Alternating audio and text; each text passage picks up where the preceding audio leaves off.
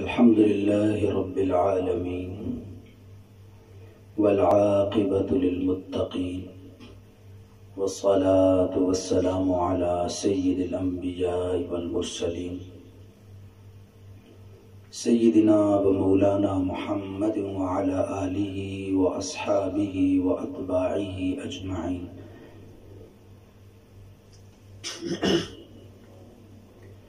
أما بعد فأعوذ بالله من الشيطان الرجيم. بسم الله الرحمن الرحيم. الحمد لله رب العالمين الرحمن الرحيم مالك يوم الدين إياك نعبد وإياك نستعين.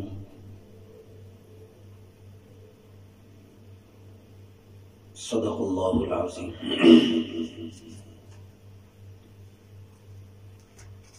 اللہ رب العالمین کا بے انتہا شکر ہے اور اس کا بڑا ہی احسان ہے. بہت رب کریم کا فضل ہے کہ رب العالمین نے ہمیں قرآن مجید کے ساتھ ایک نسبت عطا فرمائی ہے. دیکھیں جس طرح اللہ رب العالمین سب سے اعلیٰ، ارفع، اعظم، بلند و بالا شان والے ہیں، اسی طرح رب العالمین کا کلام بھی تمام خوبیوں کا حامل ہے.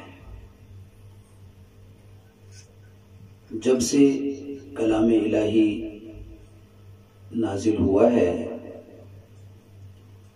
تب سے اس کو بار بار پڑھا جا رہا ہے اور اس کو بھرپور انداز میں سمجھنے کی کوشش کی جا رہی ہے، اور پھر اس کو ہر عالم، محدث، مفسر اپنے اپنے انداز میں اس کو بیان کر رہا ہے اور اپنی قوم کو، مسلمان بھائیوں کو سمجھانے کی کوشش اور جستجو میں ہے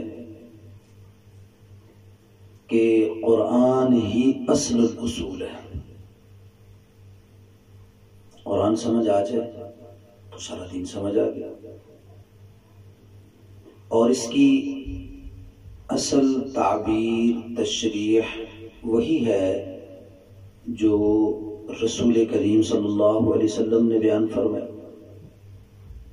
اور اس کے بعد حضرات صحابہ اکرام رضوان اللہ تعالی علیہ اجمعین نے جو اس کی تشریح فرمائی، اس کے معنی مفہوم کو واضح فرمایا.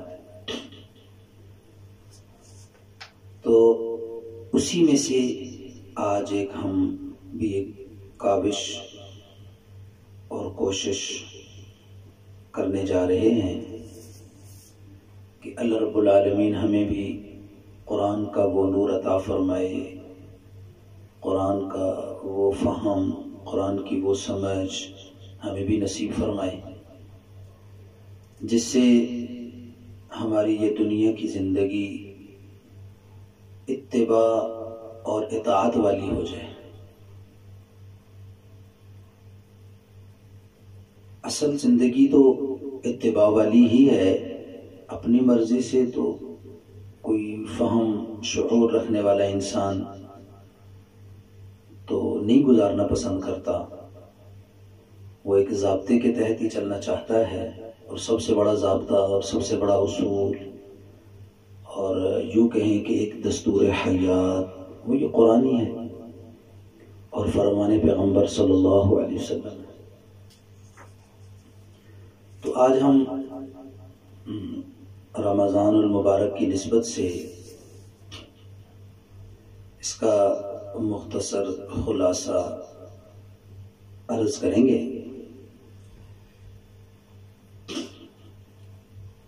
کہ روزانہ ایک پارے کی ترتیب کے ساتھ انشاءاللہ کہ جو ہم رات کو تراویح میں پڑھتے ہیں اسی کا ہی خلاصہ ہم انشاءاللہ عرض کریں گے. تو جو آپ حضرات سامعین موجود ہیں یا کسی بھی حوالے سے جہاں تک ہماری بات پہنچے، وہ بھی یہ نیت کر لیں، عزم کر لیں کہ ہم نے بھی عمل کی نیت سے ہی سننا ہے اور عمل کی نیت سے ہی اس کو آگے چلانے کی کوشش اور جستجو کرنی ہے۔ تو قرآن مجید 30 اجزاء پر مشتمل ہے، 30 اجزاء پر۔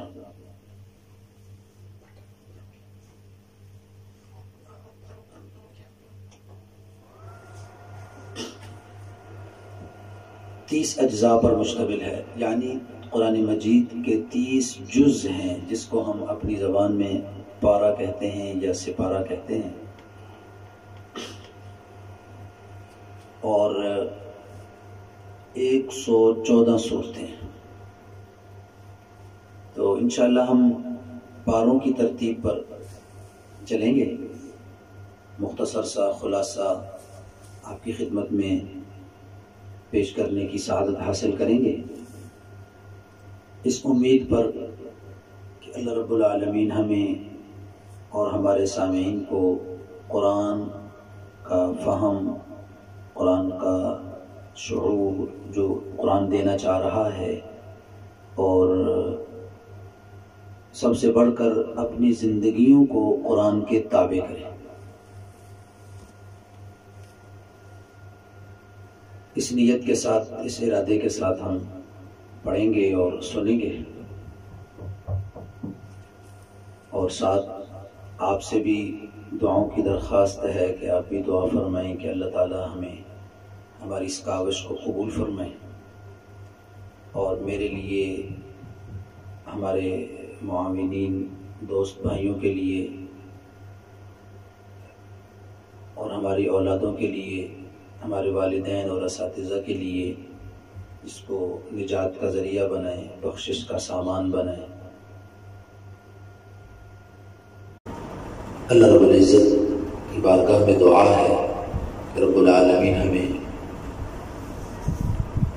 رسول کریم صلی اللہ علیہ وسلم کی صحیح کامل مکمل اتباع کی توفیق نصیب فرمائے اور دنیا آخرت کی خوبیاں بنائیں اور خیر نصیب فرمائے۔ وآخر دعوانا